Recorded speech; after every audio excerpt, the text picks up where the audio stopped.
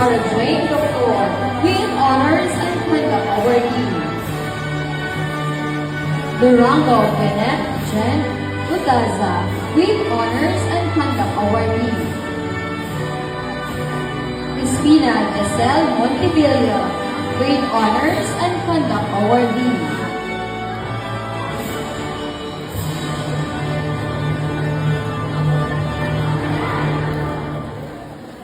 Parents, you may now give the medals and certificates.